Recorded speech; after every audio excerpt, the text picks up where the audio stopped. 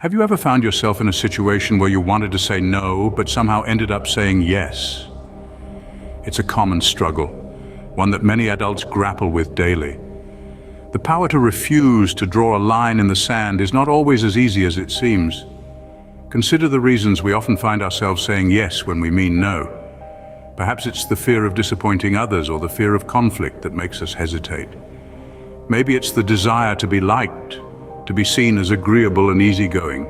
We all want to be the team player, the good friend, the accommodating colleague.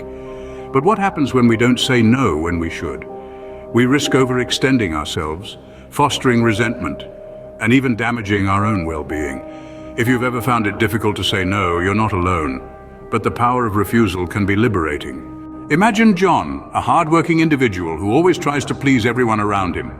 His days are filled with tasks, responsibilities, and demands, many of which aren't even his own.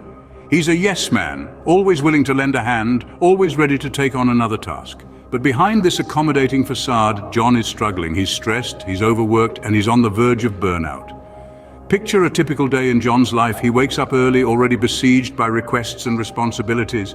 His inbox is overflowing, his calendar is packed, and his phone is buzzing with messages. Every request seems urgent, every task important. And John, being John, says yes to all of them. But there's a problem. The day only has 24 hours, and John is only human. As he takes on more and more, he feels himself stretching thin. He's exhausted, he's irritable, and he's losing sight of his own needs. His health suffers, his relationships falter, and his work quality diminishes.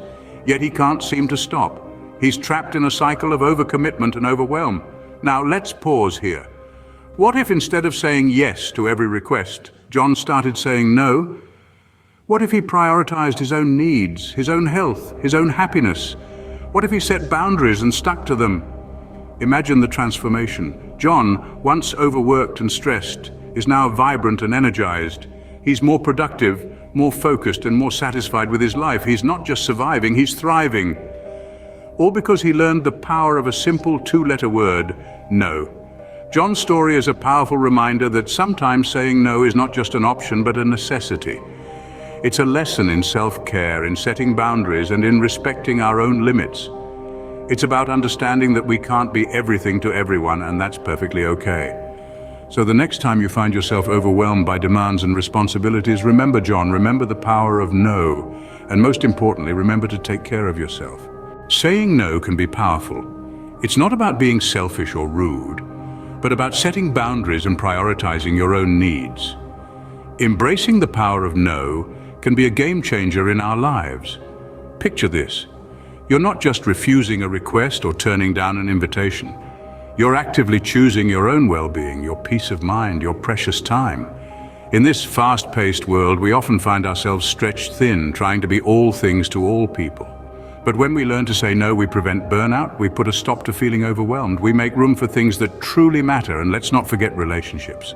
Saying no can actually foster healthier, more respectful relationships. It teaches others to value our time and respect our decisions.